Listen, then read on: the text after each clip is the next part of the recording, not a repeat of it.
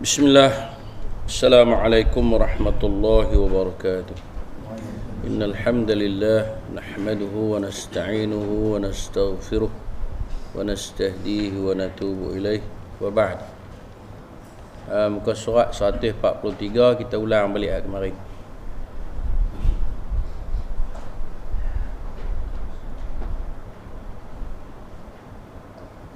Kemarin kita baca tafsir dah ayat 122 kan. 123, 124 tu kita tak baca lagi, jadi kita ulang 1, 2, 3.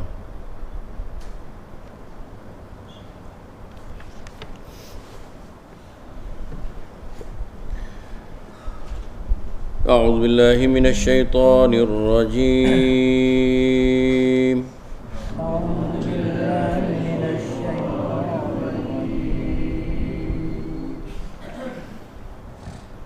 وَكَذَلِكَ جَعَلْنَا فِي كُلِّ قَرْيَةٍ أَكَابِرَ مُجْرِمِيهَا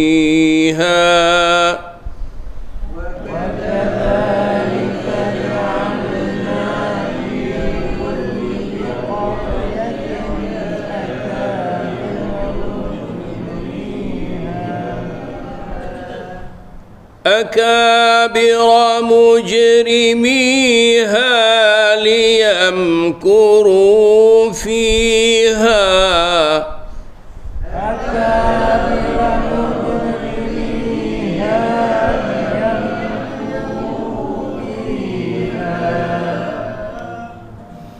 وما يمكرون إلا بأنفسهم وما يشعرون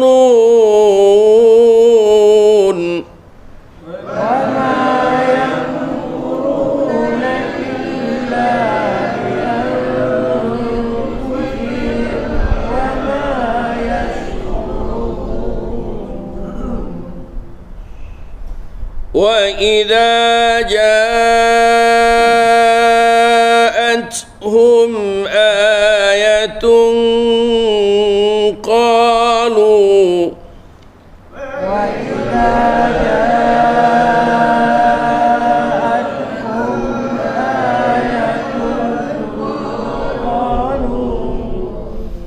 قالوا لن نؤمن حتى نؤتى مثل ما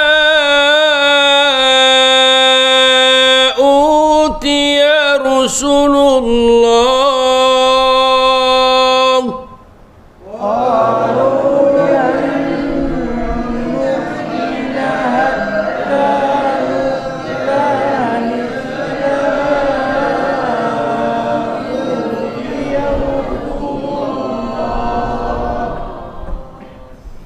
الله أعلم حيث يجعل رسالته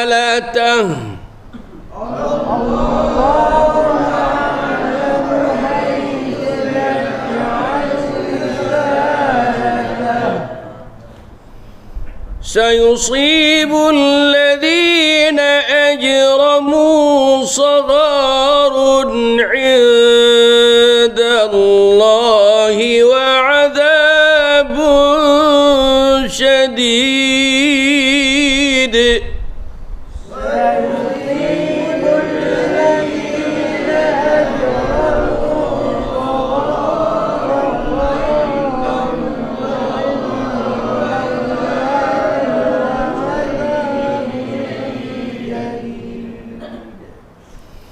وعذاب شديد بما كانوا يمكرون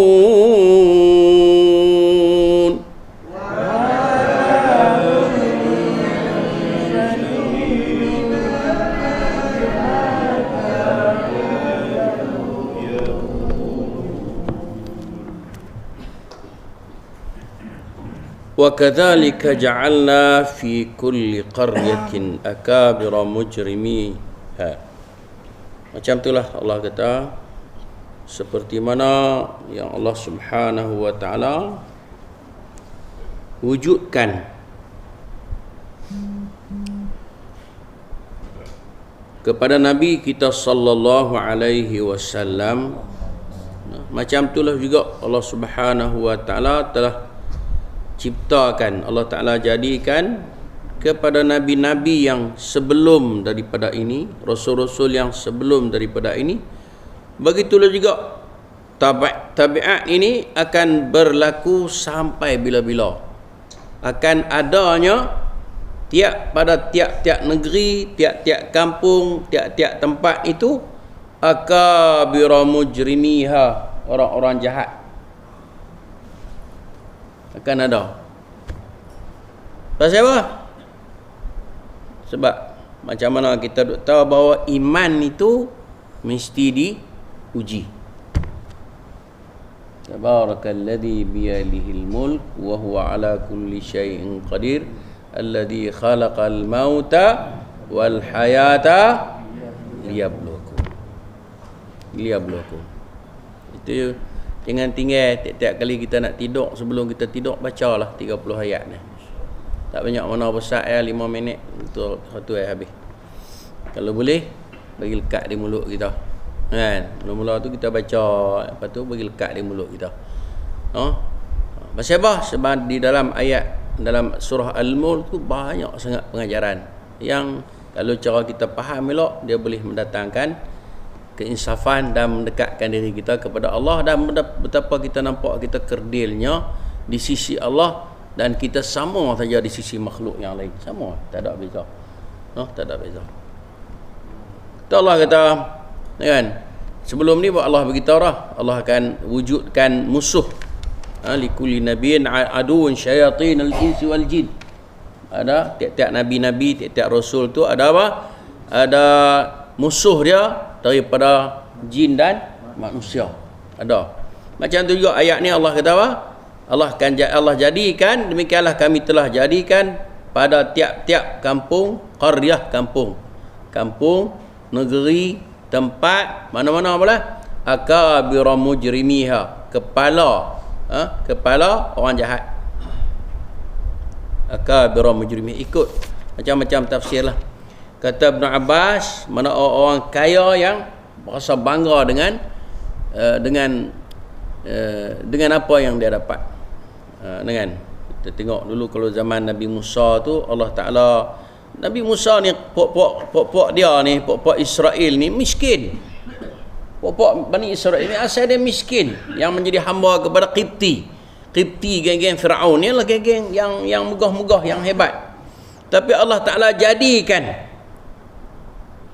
seorang, siapa dia? Qarun. Inna Qaruna min qaumi Musa fabagha alaih, dalam surah Al-Qasas.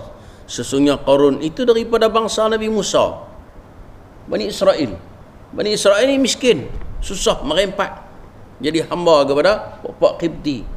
Tapi Allah Ta'ala jadikan Qarun tadi ni kaya, kemudian fabagha alaihim, dia sudah jadi sombong, dia sudah jadi melampau ke atas Bani Israel.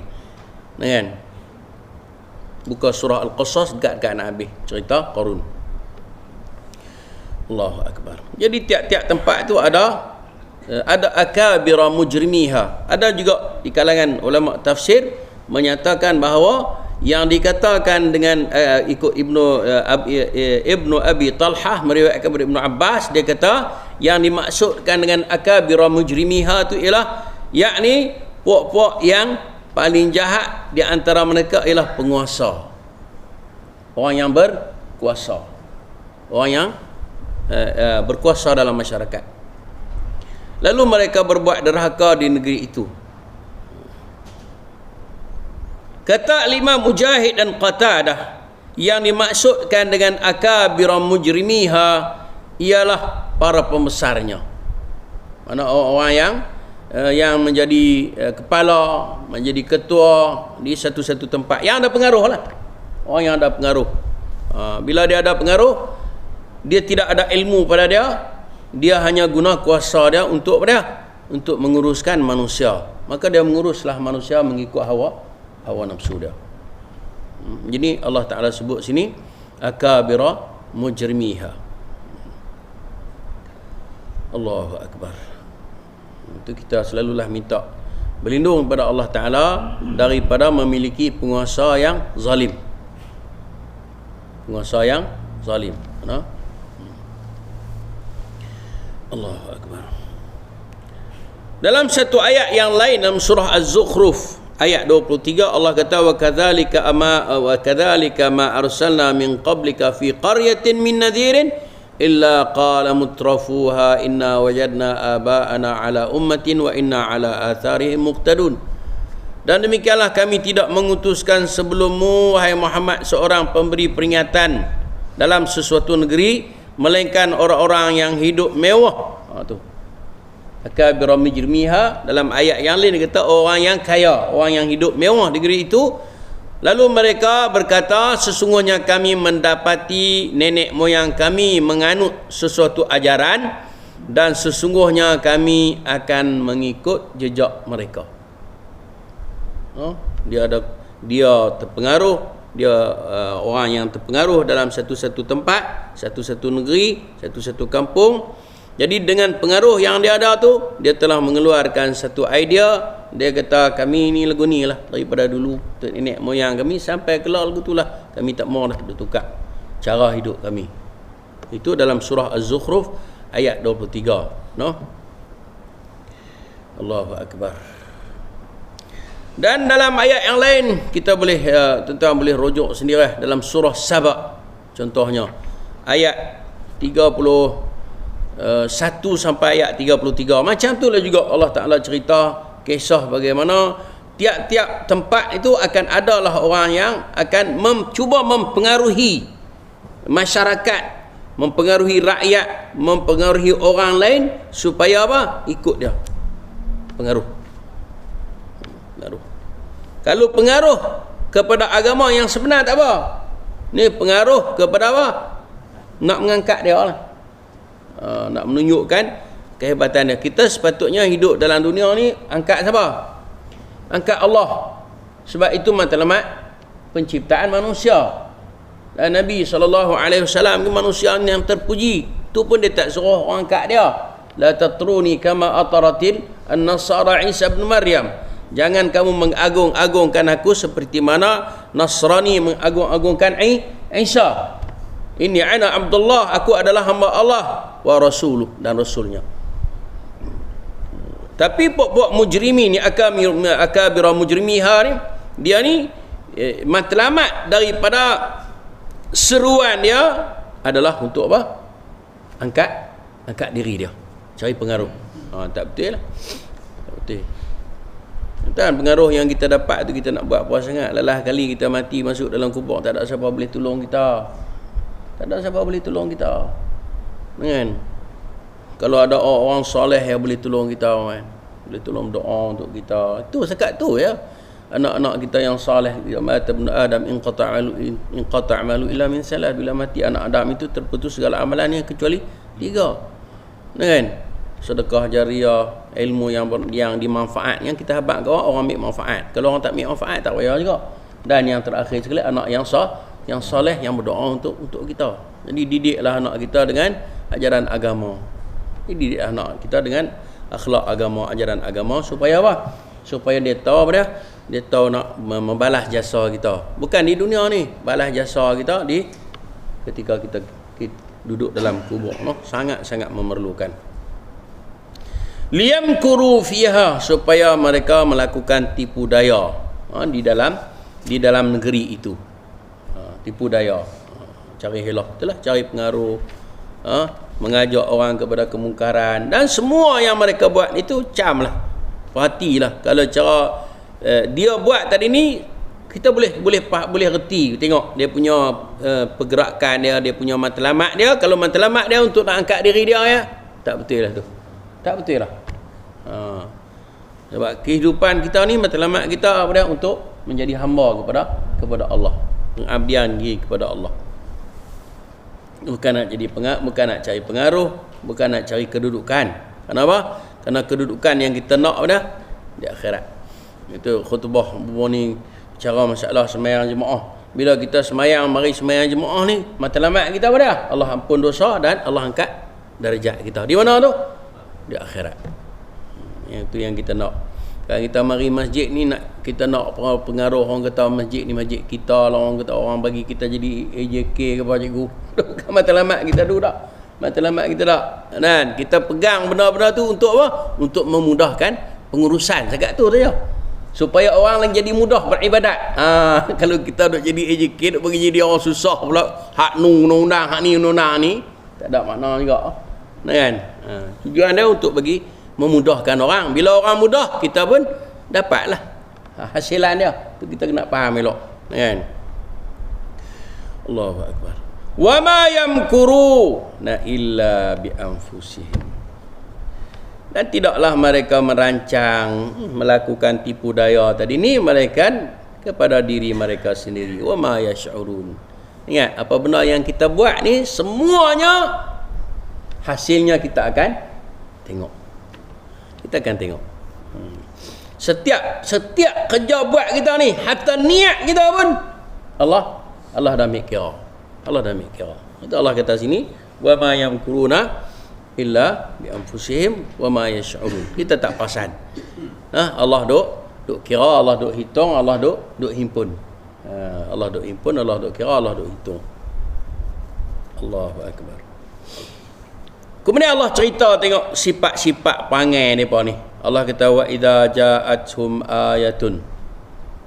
Kalau datang kepada mereka itu ayat-ayat Allah, kan? Mukjizat ke, ayat-ayat Quran ke, turun wahyu ke, qalu, kata mereka, lan nu'min, kami tak akan percaya, kami tak akan beriman, hatta nu'ta, sehinggalah diturunkan kepada kami, diberikan kepada kami, mithla ma utiya Rasulullah, seperti mana yang telah diturunkan kepada rasul-rasul yang terdahulu. Apa benda yang diturunkan kepada rasul-rasul? Mukjizat lah. Makanan daripada langit, man wassalwa, Allah turunkan mukjizat. Banyak-banyaklah mukjizat lain. Depa nak tengok mukjizat tu. Sebelum ni kita dah jumpa dah ayat kan. Kami tak akan beriman sehingga apa dah? Kami boleh tengok mukjizat, perkara-perkara yang pelik. Allah kata apa? Kalau datang kepada mereka benda yang pelik-pelik pun, depa tetap tidak beriman. Tetap tidak beriman. No? Ada satu ibarat dalam bahasa Arab, dia kata al-aqil yakfihi al-isyarah. Orang yang berakal ni cukup dah dengan isyarat. Dia boleh faham dah. Tapi orang yang tak ada berakal ni, orang yang Allah Taala tak bagi petunjuk ke ni, buat lagu mana pun dia tak akan beriman. Sawaun alaihim a anzartahum am lam tunzirhum la yu'minun. Auzubillah. Tengok Firaun, Allah bagi macam-macam mukjizat depan mata dia, tak boleh juga. Orang Quraisy, orang musyrikin Mekah tu macam-macam dia tengok mukjizat yang Nabi SAW tunjuk kepada mereka pun tak percaya. Tak boleh juga. Abu Bakar dia kata dia tak kena tengok apa cukup. Dia percaya kepada Muhammad sallallahu alaihi wasallam, cukup. Dia tak kena tengok mukjizat apa. Itu orang yang Allah pilih. Kan? Umar, dia cukup dia dengar ayat yang dibaca oleh Sa'id, adik ipar dia. Cukup dia dengar ayat tu dah cukup. Cayaklah. Kan, kita ni berapa kali khatam Quran dah. Allahu akbar Syekh Salim. Berapa kali kita khatam Quran dah, tapi tidak tapi alhamdulillah lah, maknanya kita boleh duduk di sini kira okey ya. Kan. Cuma kita nak kena apa? Perkuatkan lagi. Sebab apa? Yang duk mari duk timpa kita tu Qasari qasakan. Kan? Kadang-kadang mari dalam bentuk yang kita sedar, kadang-kadang dia mari dalam bentuk yang kita tidak sedar. Kadang-kadang dia mari ikut makanan kita tu. Makanan yang syubhah. Oh sama, makanan yang syubhah. Mari ikut mana begitu tak tahu apa benda dia bubuh. Kan? Allahu akbar. Jadi orang yang lagu ni perangai dia ni, dia akan mana? Dia akan komen. Dia akan komen apa yang Allah Ta'ala turunkan. Dia akan mencari jalan. Allahu akbar. Nabi SAW ada kuasa ke nak bagi mukjizat ni, ada kuasa ke? Tak ada. Betul Allah kata di sini, Allahu a'lamu haitsu yaj'alu risalatah. Allah Ta'ala lebih mengetahui kepada siapa, tang mana, waktu bila Allah Ta'ala turunkan Rasul tadi ni. Nak bagi kat siapa, Allah tahu. Betul, dalam hal ini Rasulullah SAW telah menegaskan tentang kredibiliti dia, kedudukan dia. Rasulullah kata, Inna Allah astafa min waladi Ibrahim Ismail, wastafa min bani Ismail bani Kinana, wastafa min bani Kinana Quraisyan, wastafa min Quraisy bani Hashim, wastafa min bani minni, wastafani min bani Hashim. Sesungguhnya Allah memilih Ismail dari anak Ibrahim. Ramai-ramai anak Nabi Ibrahim tu Allah Ta'ala pilih Nabi Ismail. Dan memilih Kinanah dari Bani Ismail. Dari keturunan Ismail tu, anak cucu dia tu, Allah Ta'ala muliakan satu puak nama dia Kinanah. Dan memilih Quraisy dari Kinanah. No? Sebab tu dalam dalam satu hadis Nabi kata, Al-a'immatu min Quraisy. Yang jadi pemimpin, yang jadi ketua itulah Quraisy. Sebab apa? Berlaku perbalahan di antara orang-orang Ansar dan orang Muhajirin apabila Rasulullah SAW wafat. Jadi mereka pun nak pilih Sa'ad, nak pilih puak mereka sebagai apa? Sebagai ketua ganti Nabi SAW. Lalu Abu Bakar kata, aku telah mendengar Rasulullah SAW bersabda, Al-a'immatu min Quraisy. Bermula yang menjadi pemimpin, yang menjadi ketua itu daripada bangsa Quraisy. Daripada bangsa Quraisy. No? Maka sebab itulah Umar bila dengar Abu Bakar kata aku tu, segera dia kata, aku telah berbai'ah kepada engkau. Cepat para sahabat ni, kita lambat. Dia pun terus tak cakap banyak dah. Sebab apa? Allah bagi kepada mereka kelapangan jiwa. Kan? Kita tu nak kena tunggu Ustaz. Tengok. Lepas pakai ambil belakang lah, tinggal aku tadi kupas belakang ni. Kita slow lagi. Nampak guna masing-masing lah. Cuma kita berdoa kepada Allah Ta'ala. Kita kena berdoa kepada Allah Ta'ala. Apa dia? Allahumma arinal haqqa haqqa. Dan memilihku, kata Nabi SAW, dari dan memilih Bani Hashim dari Quraisy. Itu Bani Hashim ni Allah Ta'ala muliakan mereka. Dia pun tak boleh terima sedekah. Bani Hashim ni dia pun tak boleh terima sedekah. Sebab Nabi SAW kata, al-yadul ulya khairun minal yadis sufla. Tangan yang di atas, tangan yang memberi itu lebih mulia daripada tangan yang menerima. Itu kita tak boleh minta ke orang. Sebab meminta itu satu benda yang memalukan. No? Biar orang bagi kita balas. Orang bagi kita balas. Kan? Dan memilih Bani Hashim ke Quraisy. Pernah Nabi SAW berjalan, dia nampak buah kurma. Buah kurma atas tanah. Dia ambil, dia gabus-gabus. Dia kata, sayang buah kurma ni. Kalaulah aku bukan Bani Hashim, aku makan dah. Pasal apa? Sebab aku takut benda ni keciciran daripada sedekah. Tengok dalam sahih, dalam kitab Bukhari, dalam bab luqatah, barang keciciran, barang yang jatuh, barang hilang. Nabi hadis Tirmizi. Tengok dia jalan, tengok ada buah kurma. Dia pun ambil, gabus. Habis depa buah kurma habis harap kan. Ambil gabus. Dia kata, sayang, dia kata, kalaulah aku bukan daripada Bani Hashim, aku makan. Tu nak abad kemuliaan. No? Lalu dia bagi pada sahabat dia. Makan. Dia tak makan sedekah. No? Kalau hadiah, okay, dia ambil. Dan memilihku dari Bani Hashim. Hadis ini diriwayatkan oleh Imam Muslim. Begitu juga hadis daripada yang diriwayatkan oleh Imam Bukhari tentang kemuliaan Nabi SAW. Daripada Abu Hurairah radhiyallahu anhu, Nabi kata, bu'istu min khair qurun bani Adam qarnan faqarnan hatta bu'istu minal qarni alladhi kuntu fihi. Aku diutus sejak generasi demi generasi dari sebaik-baik generasi Bani Adam. No? Sehinggalah aku diutuskan dari generasi di mana aku berada di dalamnya. Maknanya nak abad kemuliaan Nabi sallallahu alaihi wasallam. Dan disebut kemuliaan Nabi ni bukanlah untuk diagung-agungkan Nabi itu, bukan untuk didewa-dewakan dia.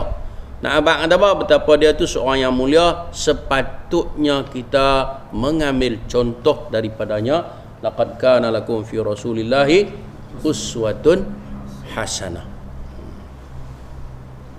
Allahu a'lamu bihaitsu yaj'alu risalah. Allah Taala lebih tahu, lebih bijak waktu mana, bila, siapa yang layak dilantik sebagai rasul. Bukan ikut dan ya. Bukan ikut bahasa ya. Orang kata apa nama, orang kata pakai bidan terjun tak. Tak sesuai masa tak terbit. Sesuai masa baru terbit. Sayusibul ladzina ajramu. Itu dia. Sesungguhnya Allah akan timpakan kepada orang jahat, orang yang buat dosa, orang yang buat salah. Allah Ta'ala akan timpakan kepada mereka sagharun, kehinaan, indallah, di sisi Allah, pada pandangan Allah.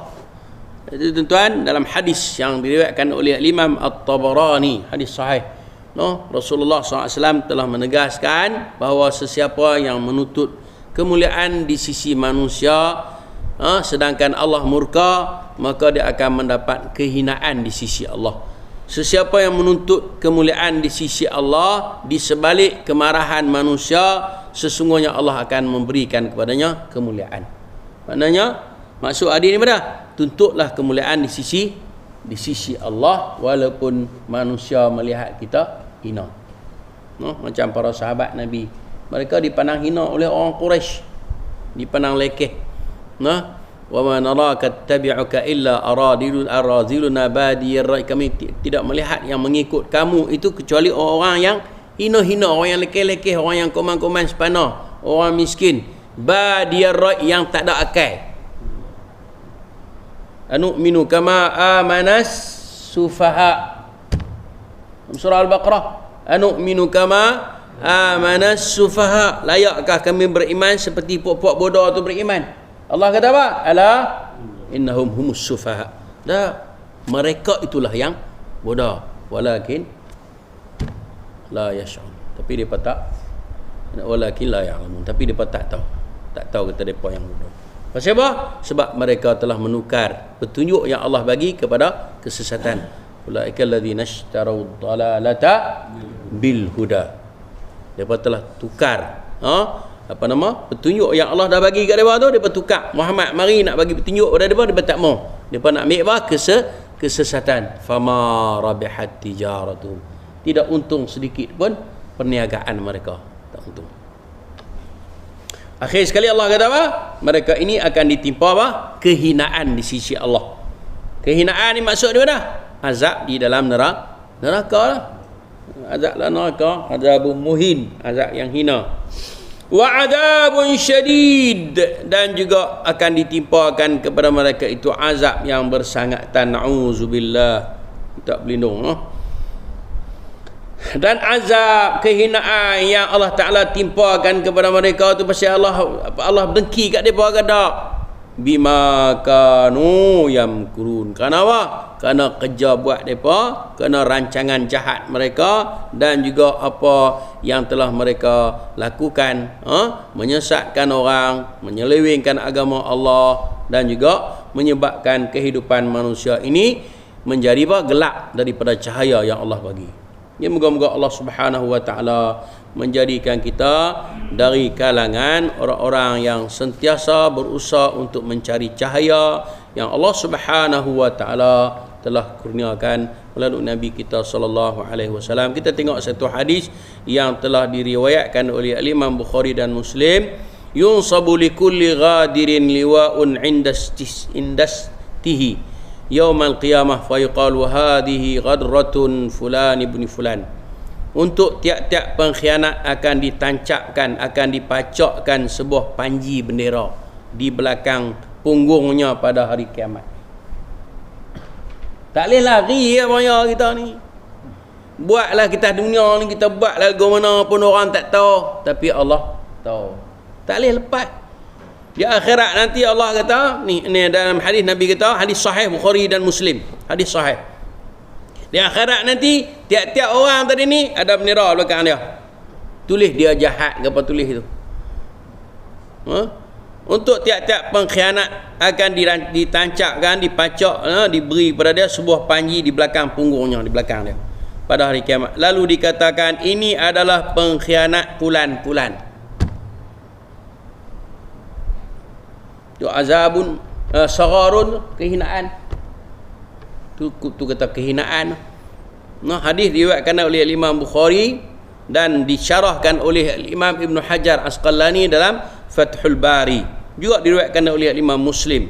Namun hadis Bukhari 3188, namun hadis Muslim 1738 sahih. Apa maksud ni?